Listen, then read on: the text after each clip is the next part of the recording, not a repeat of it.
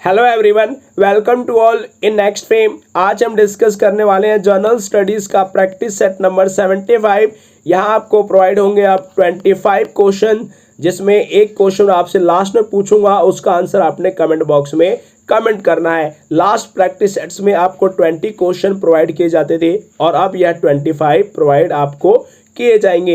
ये सभी क्वेश्चन आपके LT grade as well as NTPC या अदर गवर्नमेंट सेक्टर का एग्जाम देंगे, तो वहां आपके लिए वेरी वेरी यूजफुल होने वाले हैं। स्टार्ट करते हैं आज की क्लास को। यूरोप का मरीज किस देश को कहा जाता था? राइट आंसर, तुर्की को यूरोप का मरीज कहा जाता था। तुर्की की कैपिटल है अंकारा। तुर्की का कुछ हिस्सा यूरोप में तो अधिकांश हिस्सा एशिया में पड़ता है, इसलिए इसे एशिया और यूरोप का पुल भी कहा जाता है। बात उस वक्त की है जब ओटोमन सुल्तान का अत्याचार लगातार बढ़ने लगा था और लोग स्वतंत्रता की मांग कर रहे थे। 19वीं शताब्दी में पतन की प्रक्रिया लगातार बढ़ती गई और तुर्की की हालत खराब हो गई। इसी कारणवश तुर्की को यूरोप का मरीज कहा जाता था। नेक्स्ट क्वेश्चन है, सेब्र की संधि कब हुई थी? राइट आंसर, 1920 में सेब्र की संधि हुई थी और यह संधि प्रथम विश्व युद्ध के खत्म होने के बाद हुई थी, जिसमें प्रथम विश्व युद्ध के सहयोगी दल और तुर्क साम्राज्य के बीच यह संधि हुई। इसमें ओटोमन क्षेत्र के बहुत बड़े हिस्से को फ्रांस, यूनाइटेड किंगडम, ग्रीस और इटली को सौंप दिया गया था। नेक्स्ट क्वेश्चन है, अमेरिका का द्वितीय विश्व युद्ध में प्रवेश कब हुआ था? राइट आंसर, 1941 को अमेरिका का द्वितीय विश्व युद्ध में प्रवेश हुआ था। द्वितीय विश्व युद्ध कब से कब तक चला था? 1939 से लेकर 1945 तक द्वितीय विश्व युद्ध चलता है। और ये खत्म कैसे होता है? जब अमेरिका ने हिरोशिमा पर 6 अगस्त 1945 को परमाणु बम गिराया, वहीं 9 अगस्त को नागासाकी पर परमाणु बम गिराया था। इसके बाद यह विश्व युद्ध खत्म हो जाता है। नेक्स्ट क्वेश्चन है, धन विधेयक को प्रस्तुत करने से पहले किसकी अनुमति आवश्यक है? राइट आंसर, राष्ट्रपति की अनुमति आवश्यक होती है धन विधेयक को प्रस्तुत करने से पहले। धन विधेयक को प्रमाणित कौन करता है? तो लोकसभा स्पीकर इसको प्रमाणित करता है कि यह धन विधेयक है या फिर नहीं है। वहीं स्टेट की बात करें तो वहां पर किसकी अनुमति आवश्यक होगी? राज्यपाल की। यह भी आपके लिए इंपॉर्टेंट क्वेश्चन है। और एक क्वेश्चन और याद रखेंगे कि धन विधेयक वल्ली लोकसभा में ही पेश किया जाता है। लोकसभा के पहले अध्यक्ष कौन थे? जीवी मावलंकर, यानी कि गणेश वासुदेव मावलंकर। नेक्स्ट क्वेश्चन है, किस संविधान संशोधन के द्वारा लोकसभा का कार्यकाल 5 वर्ष कर दिया गया? 44वें संविधान संशोधन के तहत लोकसभा का कार्यकाल पुनः 5 वर्ष कर दिया गया था। नेक्स्ट क्वेश्चन है, पहली लोकसभा की बैठक कब हुई थी? राइट आंसर, 10 मई 1952 को लोकसभा की पहली बैठक हुई थी। लोकसभा में टोटल मेंबर्स की संख्या कितनी है? तो 552 टोटल मेंबर्स की संख्या है, जिसमें 530 स्टेट्स से यानी कि राज्यों से, 20 कहाँ से होंगे? यूनियन टेरिटरी से, वहीं 2 होंगे एंग्लो इंडियंस, जिसको अपॉइंट कौन करता है? तो वो करते हैं राष्ट्रपति। प्रेजेंट टाइम पर लोकसभा में मेंबर्स की संख्या कितनी है? 543। यह भी आपके लिए इंपॉर्टेंट है। वहीं यदि हम बात करें राज्यसभा की, तो राज्यसभा में टोटल मेंबर्स की संख्या कितनी है? 250। और 250 में 238 क्या होते हैं? इलेक्टेड होते हैं और 12 नॉमिनेटेड होते हैं। और इनको अपॉइंट कौन करता है? तो राष्ट्रपति इनको अपॉइंट करते हैं। नेक्स्ट क्वेश्चन है, दिल्ली का पहला सैयद शासक कौन था? राइट आंसर, खिज़ खान दिल्ली का पहला सैयद शासक था। यदि हम बात करें दिल्ली में शासकों की सीरीज को, जिसको आपने याद रखना है, तो पहले आया गुलाम डायनेस्टी, जिसकी स्थापना 1206 में कुतुबुद्दीन ऐबक ने की थी। उसके बाद खिलजी डायनेस्टी, फिर तुगलक, फिर आता है सैयद डायनेस्टी, जिसकी स्थापना किसने की थी? खिज़ खान ने। उसके बाद लोधी डायनेस्टी। यह भी आपके लिए इंपॉर्टेंट क्वेश्चन है। नेक्स्ट क्वेश्चन है, भूपेन हजारिका सेतु, जिसे ढोला सदिया पुल भी कहा जाता है, यह असम और किस राज्य को जोड़ता है? राइट आंसर, अरुणाचल प्रदेश को जोड़ता है ढोला सदिया पुल, जिसे भूपेन हजारिका पुल भी कहा जाता है। इसकी लंबाई कितनी है? 9.15 किलोमीटर इसकी लंबाई है और यह लोहित नदी पर है। लोहित नदी ब्रह्मपुत्र की सहायक नदी है। ब्रह्मपुत्र नदी कहाँ से निकलती है? तो मानसरोवर झील से निकलती है। वहीं भूपेन हजारिका से एक क्वेश्चन आपको याद रखना है कि 2011 में इन्हें पद्म विभूषण मिला था और 2019 में मरणोपरांत इन्हें भारत रत्न पुरस्कार से सम्मानित किया गया। नेक्स्ट क्वेश्चन है, रानी की वाव जो यूनेस्को के विश्व विरासत स्थल सूची में है, कहाँ स्थित है? राइट आंसर, गुजरात में यह स्थित है और यह गुजरात के पाटन में एक सीढ़ीदार कुआं है जिसे रानी की वाव के नाम से भी जाना जाता है। यह सरस्वती नदी पर स्थित है। 2014 में यूनेस्को ने विश्व धरोहर स्थलों में इसे शामिल किया था। कब किया गया? 2014 में। 100 रुपए की करेंसी पर रानी की वाव की इमेज भी है। यह भी आपके लिए इंपॉर्टेंट क्वेश्चन है। नेक्स्ट क्वेश्चन है, रॉयल टाइटल एक्ट 1876 के पारित होने के दौरान ब्रिटिश प्रधानमंत्री कौन थे? तो यह थे बेंजामिन डिज़रायली, ब्रिटिश प्रधानमंत्री थे। यह कंजर्वेटिव पार्टी के नेता थे।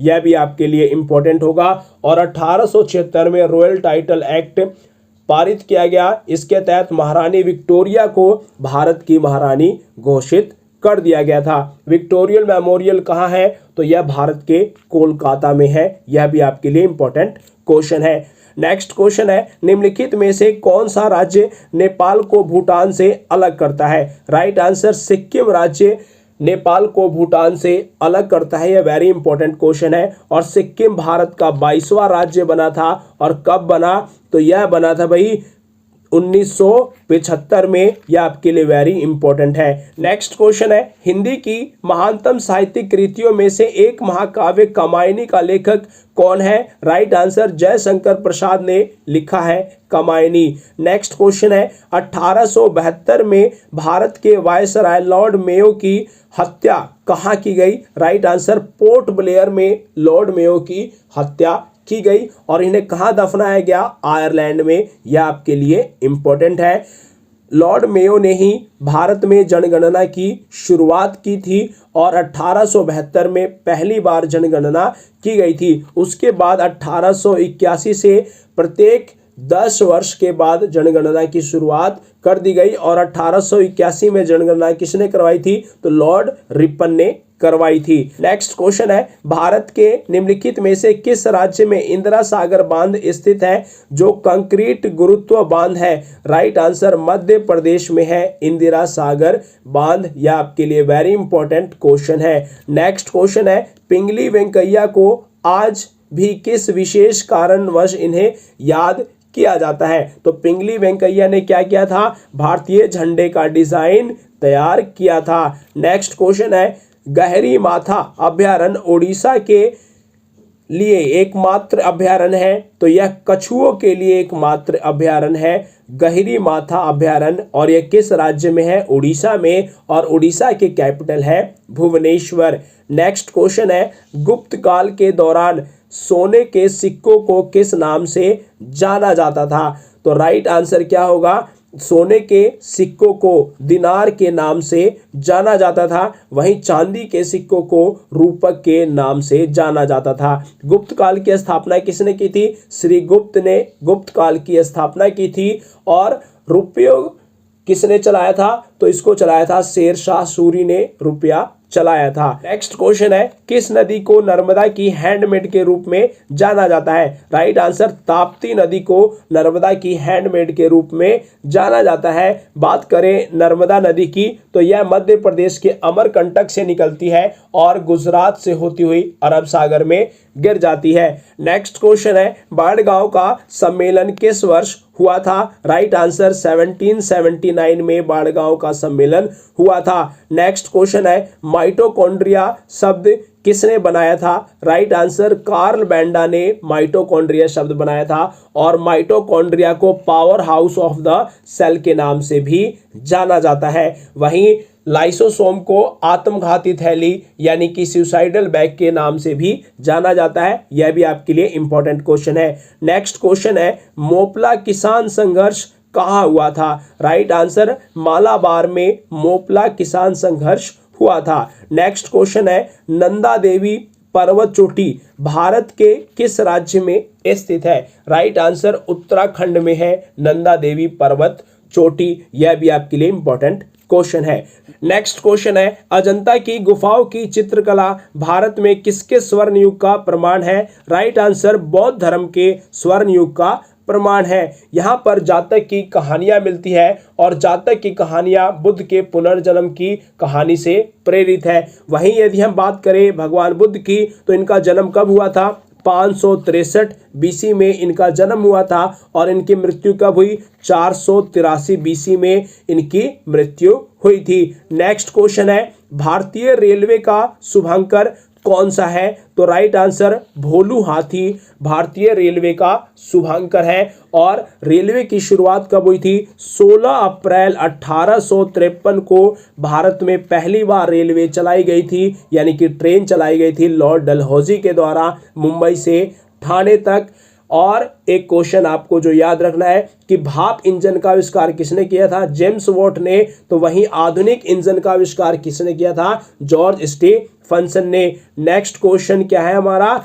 नेक्स्ट क्वेश्चन है, निम्नलिखित में से वायुमंडल की कौन सी परत रेडियो संचार को संभव बनाती है? तो राइट आंसर क्या होगा इसका? आयन मंडल रेडियो संचार को संभव बनाती है। एक क्वेश्चन आपके लिए और इंपॉर्टेंट हो जाता है कि स्ट्रेटोस्फीयर यानी कि शोभ मंडल, यहां पर क्या पाया जाता है? Ozone layer. यह क्वेश्चन वेरी इंपॉर्टेंट है कि ओजोन लेयर किस परत में पाया जाता है? तो स्ट्रेटोस्फीयर में पाया जाता है। नेक्स्ट क्वेश्चन जिसका आंसर आपने कमेंट बॉक्स में कमेंट करना है, और एक क्वेश्चन है, भारतीय स्वतंत्रता संग्राम के सिपाही विद्रोह के दौरान भारत का गवर्नर जनरल कौन था? इसका आंसर आपने कमेंट बॉक्स में कमेंट करना है। मिलते हैं आपसे नेक्स्ट क्लास में। So guys, best of luck, share and subscribe next fame. Thank you very much.